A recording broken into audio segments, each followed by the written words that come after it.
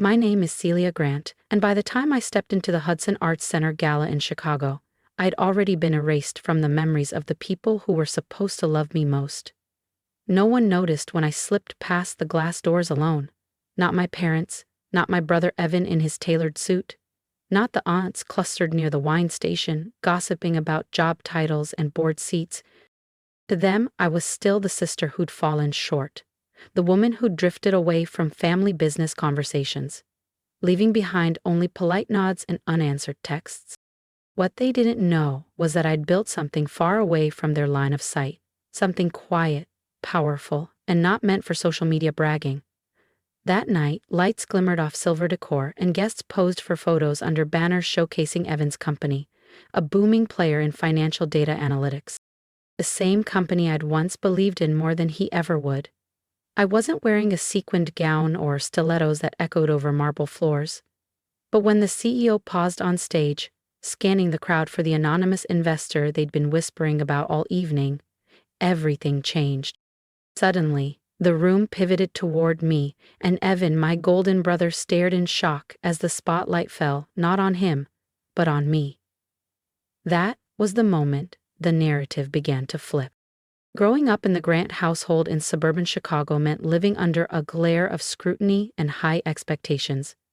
My father worked as an insurance executive, a man who ironed his shirts with military precision. My mother kept the house immaculate and secrets even tighter. In our family, success wasn't optional, it was mandatory. Evan, 3 years younger, thrived under that pressure. He racked up academic awards, wore designer watches by college, and could negotiate like a seasoned diplomat before 20. He was the ideal Grant child, polished, ambitious, unwavering. I was different. I questioned the rules. I majored in interactive media and software engineering when my parents wanted me in law or finance. I interned at tech startups instead of Fortune 500 firms. At 26, I launched my first startup. By 29, it had quietly collapsed. No scandal, no headlines, just a slow unraveling, expenses climbing, investors growing wary, and me working endless nights trying to save a vision slipping through my fingers. When it ended, I stood amid the wreckage of my dream, realizing how quickly people vanish, including my own parents, especially my parents. There'd be part 2. Flowing like poetry. The Secret of the Giving by Magdalene Griffin. The night it all collapsed, Evan invited me to his 30th birthday dinner at a sleek rooftop restaurant in downtown Chicago. I showed up late, drained, my mind still clinging to a pitch deck I'd deleted that same morning. Everyone else glided in wearing crisp suits and pastel dresses, laughter spilling like champagne. I sank into a seat near the end of the table, swirling a half-empty glass of Pinot Grigio. Halfway through the appetizers, my mother leaned closer and asked, her voice gentle but edged, "Are you okay, Celia? Do you have anything happening right now, sweetie? Or are you just regrouping before your next project?" That was code for one thing only. "Are you done embarrassing us yet?" I remember staring at my plate, the untouched roasted artichoke suddenly looking too perfect to touch. "I'm figuring it out," I managed. "It's a transition." "Of course," my father said, in the same tone he'd use analyzing an insurance policy. "These ventures don't always work out. Not everyone is meant for leadership." Evan shot me a look I'll never forget. Not cruel, not mocking, just resigned, like he'd finally accepted that I was the family's cautionary tale. That was the night I stopped trying to earn their approval. I realized they didn't want to know who I was. They only wanted to define me and keep me safely small. Failure had given them the perfect box to close around me, so I disappeared. Not physically. I still came home for Thanksgiving, answered family texts with polite emojis, mailed birthday cards.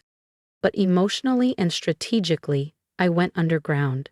I stopped explaining my work. I stopped asking for interest, attention, or validation. I let them keep the version of me that was easier for them to manage, and while they saw stillness, I was moving. I took everything I'd learned, my mistakes, my sleepless nights, the partners who'd ghosted, and began again. Not to prove them wrong, at least not at first. I kept building because I couldn't help it. It's who I am. I started consulting quietly for early-stage startups, investing through an LLC registered under a generic name. First, I launched CG Ventures, then restructured as Grant Catalyst Partners, always hiding my identity as the failed sister. One by one, my portfolio companies began to grow. One in particular, Crest Analytics, shone brighter than the rest. A nimble data intelligence startup with massive upside. They needed capital, time, and a savvy marketing lead. They hired Evan. I never said a word. I watched from the sidelines as Crest soared, as Evan bragged about its milestones at family dinners and in glossy magazine interviews. He spoke of its triumphs as though he'd been the architect from day one. Maybe he believed he was. Maybe he thought he was the reason everything moved forward. He never once asked who had funded the Series A round that kept them afloat 18 months earlier, or who doubled their bridge capital when a major client defaulted. Evan never imagined it could be me. And honestly, I was fine with that. Until the gala invitation landed in my mailbox. A matte black envelope edged in silver foil, inviting our partners past, present, and future. My name wasn't printed anywhere, just a +1 under my parents' names. A polite nod to family, not true inclusion. Still, I sent in my RSVP, not to make a scene and certainly not to be recognized, but because some truths don't need speeches. They just need a room full of witnesses. There's a peculiar kind of freedom in being underestimated. People drop their guard around you. They assume you're harmless, uninformed, irrelevant. It makes the shadows an excellent place to operate. Quiet, steady, invisible. After I walked away from my family's rigid expectations and the public flameout of my first startup, I rebuilt with deliberate care. Not for redemption, not for anyone's applause. I wanted to learn what true value meant, the kind that isn't measured by titles or praised at holiday dinners. I started consulting, small, under-the-radar projects, early-stage founders desperate for guidance on raising money, finding product-market fit, or handling co-founder blow-ups. I kept my name off any websites. I didn't take equity. I wanted clarity, patterns, insight. Slowly, the founders I'd helped started coming back, not just for advice anymore, but for funding. So I formed Grant Catalyst Partners. I chose the name with surgical precision, professional, generic, impossible to trace back to me. It was structured carefully, routed through holding companies that never included Celia or Grant. I became a silent partner in a dozen ventures, but only 2 ever truly mattered. One folded quickly, the other was Crest Analytics. By the time their founders approached me, they'd already burned through their seed money. Their technology was smart, scalable, and elegant, but their user numbers had plateaued, and other investors were circling like sharks, sniffing for weakness. I saw something different. Their CEO, Jalen Pierce, didn't bluff or peddle hype.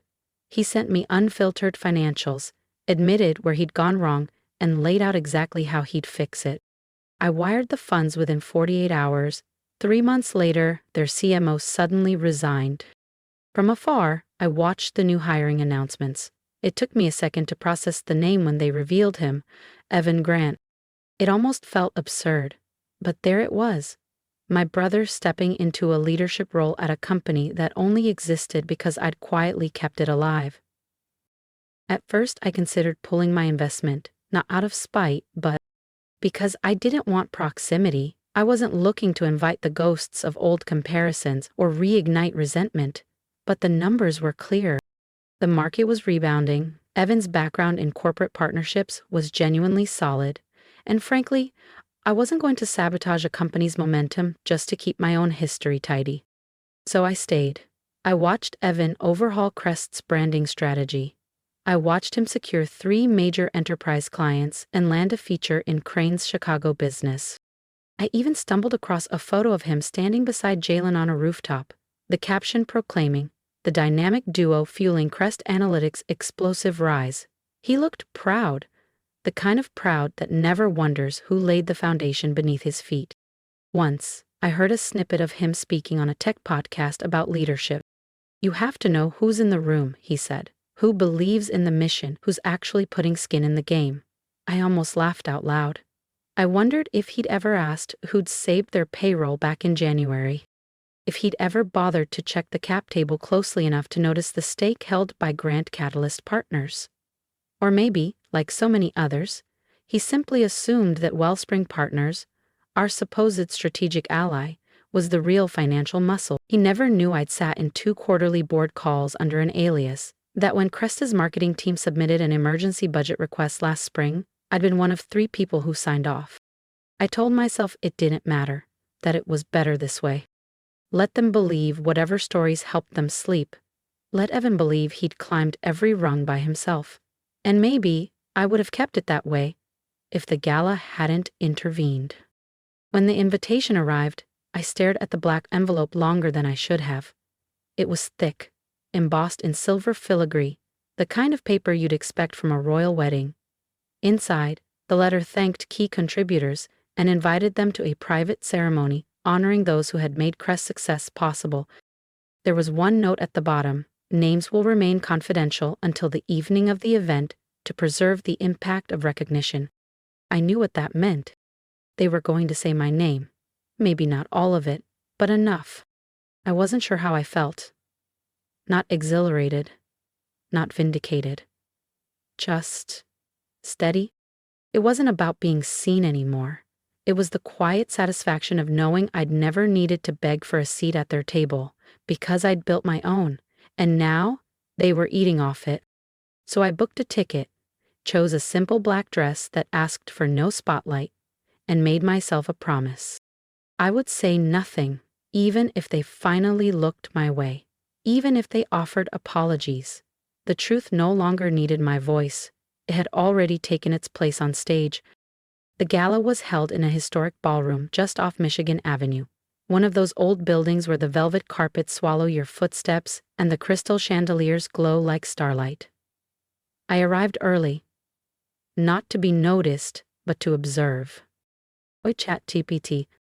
If you're as intrigued as I was and you want to see what happens when the lights finally hit the truth, make sure to subscribe to the channel. There's so much more of this story waiting in the next chapter. The ballroom was already humming with life. Servers in crisp white jackets wove between tables, balancing trays of champagne flutes and miniature lobster rolls. Investors clustered near tall screens looping Crest analytics, growth charts, and flashy projections. Evan stood near the center of the room, dressed in a sleek charcoal suit. His hair was styled just so, reminiscent of the glossy photos from his college fraternity days. He radiated confidence, smiling easily, owning the room in the way he'd been groomed to since childhood. My parents were there too, my father looking sharp in a tailored navy suit, my mother wrapped in a shimmering silver gown. I watched them exchange warm greetings with other guests, the same beaming pride they used to reserve for Evan's report cards. They didn't see me. They brushed past me twice without so much as a glance. Oddly, it felt liberating. I chose a seat near the back, close to the paneled wall. From there, I could survey the stage, the crowd, the soft rise and fall of conversation. Nobody gave me a second look. I could have been a random consultant, a vendor, or a +1 who got separated from their table. It didn't matter. That was the power of invisibility. And tonight, it worked in my favor. The evening opened with carefully rehearsed speeches, impressive figures, polite rounds of applause. Evan stepped up to the microphone, delivering a short address. He thanked mentors, praised the founding team, and saved his most effusive gratitude for the visionary investors who took a chance when we were nothing but an idea. I tilted my head just slightly. He didn't know I was here. He didn't know he was talking about me. Then Jalen Pierce took the stage. Calm, understated, wearing a simple navy suit that needed no flashy accents. He spoke differently, less performance, more authenticity. He thanked the board, acknowledged the brutal early days, then paused. Tonight, he said, we're doing something special. We've never publicly named this person. He glanced around the room, letting silence stretch for a moment. They believed in us when almost every door was closed. Their trust didn't just keep us alive, it gave us room to soar. And ironically, Their silence taught us what real partnership means. A subtle hush swept the crowd. Evan's smile flickered. My parents exchanged quick, puzzled glances. Jalen continued, his voice steady. Most of you may not know them, but you should, because without them, Crest Analytics wouldn't exist as it does today. He took a breath, then said it. Celia Grant. It didn't echo. It didn't need to. It fell into the room like a single stone, dropping into a still lake. Chairs shifted, heads turned. Evan glanced toward the back, blinking rapidly. My father sat utterly still. My mother's lips parted in confusion, edged with something close to fear. I rose from my seat, not theatrically, just steadily. I wasn't trembling. I wasn't smiling. I didn't wave or search the room for reactions. I walked toward the stage with the calm certainty of someone who no longer needed validation from anyone here. Jalen stepped forward to meet me, extending his hand. Thank you, he murmured, voice low and sincere. For everything. I took the microphone only for a moment. I believe in quiet builders, I said, and in second chances that don't demand explanations. Thank you for being one of them. Then I stepped down, returned to my table, and sat. I didn't look at Evan. That moment was still waiting for me. I folded my hands in my lap and let out a breath. No one joined me. The applause faded into an uneasy hush, the kind that clings when a room sees something it can't quite define. I felt eyes on me, especially his.